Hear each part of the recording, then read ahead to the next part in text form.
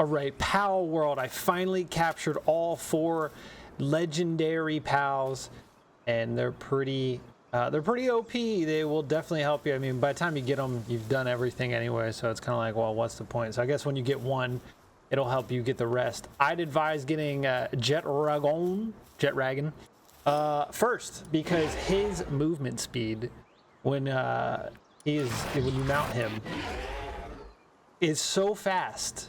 So look, let's look at this guy. Ready? I'm going to show you all 4 of these, give you a little showcase, all right, and then show you the fights and give you some tips, kind of what I did, what to look out for, because they can be pretty tough and you will get one-shotted. But we have Jetragon here. We have Frostallion, which I'll show you in a second. We have Necromus, and then Paladius, which those are basically, you know, pretty much the same. This is giving me Shining Force vibes, if you remember that game back in the day. Let me show you something real quick. There is a way, if you take Frostallion, I'll move it over here. Yeah, I have a couple more. You can get a Frostallion Noct, all right? There's a way to breed for him. I think it was Hellzephyr plus Frostallion, and it'll give you the Frostallion Noct. So it's not, I guess it's still legendary. The stats are way worse. I tried to get legend on there. It could be just I don't have legend. I bred them like, I don't know, 6, 7 eggs. Still didn't get legend on there. So it is what it is. But anyway, Jetragon here is insanely fast. This is normal speed. The hyper speed on the ground. It's so fast. It's by far the fastest mount in the game. Nothing even comes close. It takes into the air like just, it's crazy. You're gone. You cover so much ground. It's crazy. It covers 2 or 3 times the distance of like a normal mount, a normal bird. It's wild. You can really get across the map. All right, let's show off Jetragon here. He's kind of goofy sometimes. He'll just sit there and not really do anything, and then you got to pull him back and then throw him back out. I don't know. I think he's too big most of the time, but he's pretty crazy. He's pretty damn good. And on top of that, once you make his saddle so you can mount him, right? You got this. Ready? I know it's like a weird point of view, but he has a missile launcher, and you can just fire, just like Relaxorus has the missile launcher, same thing. And then obviously you gotta wait for it to recharge. But yeah, go find something else to kill. Not gonna be the strongest monster here. Oh, but first, I'm gonna kill him. I should catch him.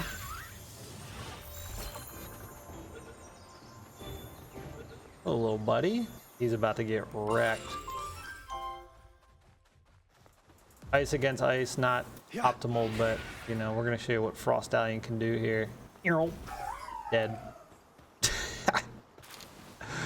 Frostallion also has like you can ride them as a flying mount, of course. I haven't made the saddle. I just made my legendary rocket launcher, and it took a ton of mats, so there's that. It was like 500 PAL ingots and 250 carbon fiber, polymer, like a ton.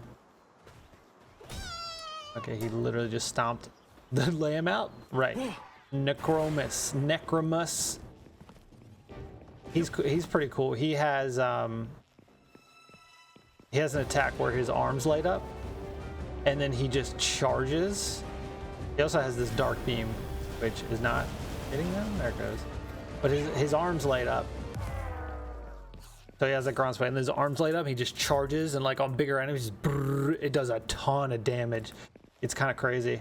All right, and we have Paladius. However, I don't know. However you want to say it, I guess. That's a really good charge, as you can see. I mean, these are weaker enemies, obviously, but regardless, they still do a ton of damage. It's just they're super OP. I just caught my second Necromus and my second Frostallion, and they have lower HP, but slightly higher attack and defense. And obviously you can catch multiple and get different passive skills on them, and then, you know, breed for the passives you want. All that good stuff. But that's just a short little showcase of their power, I guess. All right, so this is what I did. If you have ever caught a Gale Claw, I'd highly recommend keeping a Gale Claw in your party to fight these guys. I mean, as you know, movement's pretty slow. I mean, you can roll. A lot of these legendary attacks will have big AoEs and they're hard to get out of. You'll get frozen, you'll get hit. If you have Gale Claw, you can jump and hit that, and you can cover a big air. Look how much area it would cover. What? It'll really get you out of an AoE quick versus rolling or jumping and trying to glide. If you have a Gale Claw with a saddle, it'll help you big time, because these pals are very big and they will sometimes one-shot you. What? You can't take 2, even 3 hits. You're done. And then besides that, I mean, I've got a legendary assault rifle, rocket launcher, epic pump.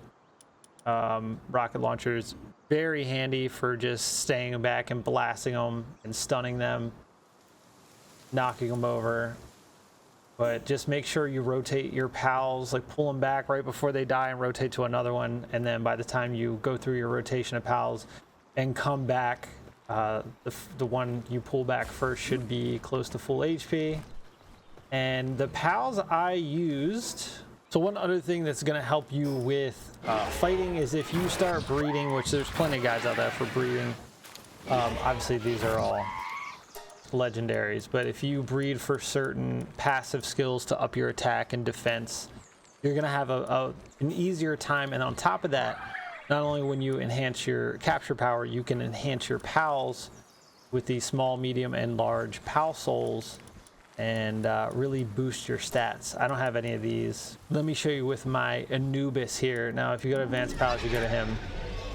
I actually can finish him out. I don't know if I will, but you can get up to a 30% increase to max health, attack, and defense. And that does make a huge difference. You can see his attack is 1100, and we can go another 3%. So it would be 1200 easily. And I have Lucky and Earth Emperor. I crossbred to get Lucky on my Anubis here, and Lucky is what you get from the shiny, the Lucky spawns you see out in the world, and it's plus 15 attack, which isn't bad. And he's also got Earth Emperor. I think I had this as well. I mean, not the best if you're looking for like Musclehead or something, but it is what it is. So crossbreeding and then the Pal Souls will help you immensely for these legendary fights. So we'll go over locations in a second. The pals I used Anubis. I used an Anubis. I used a Shadowbeak, which this guy is just a monster. He's the only one that I've seen has a 160 attack. Divine Disaster. This guy is crazy good. I bred for him. It wasn't too hard. Used Anubis, Shadowbeak. I used Blazamut. I used Jormuntide Ignis, aka Fire Dick, and at the time I had my mount, which was Ragnarhawk. So that was my party. If you have somebody else to play with in your server, it makes it easier.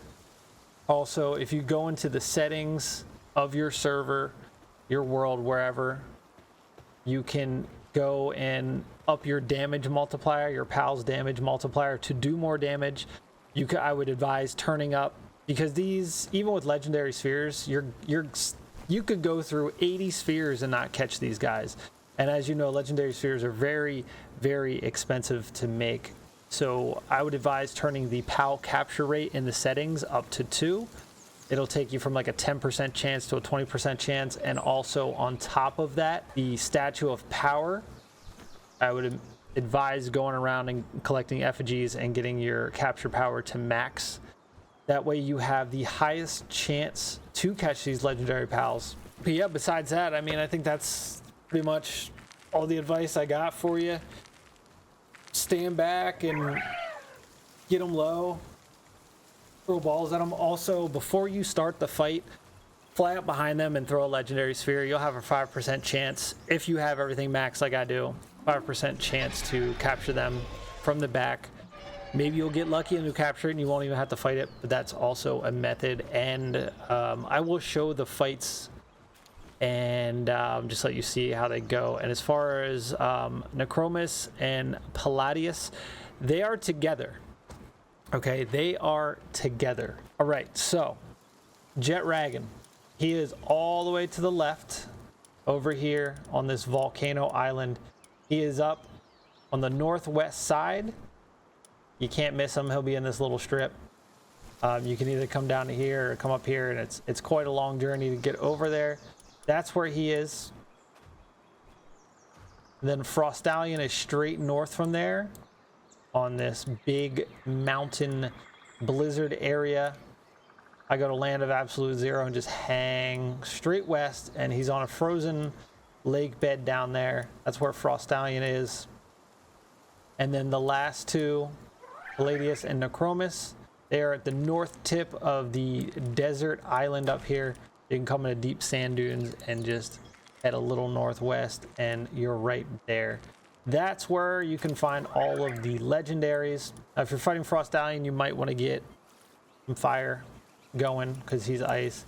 It really doesn't matter though. Like, it doesn't seem like elemental weaknesses are like super crazy in this game. And as far as Paladius and Necromus, if you go at nighttime, Paladius will be asleep and you can fight Necromus before they wake up. Obviously, I think after the patch they changed it. If you go to the blizzard area at night, even with my cold resistant PAL metal armor, it's still too cold and I take damage. I haven't gotten the legendary drops for any of the armors yet, so I don't know if you get the legendary armor if that'll remedy that, but I'd advise fighting Frostallion in the daytime. That way you don't take that cold damage. And for Jetragon, you're going to need the heat resistant armor because you're on the volcano.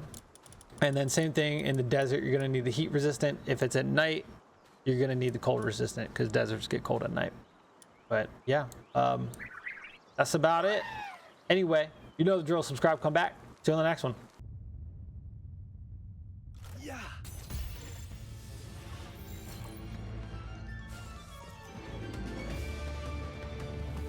Yeah.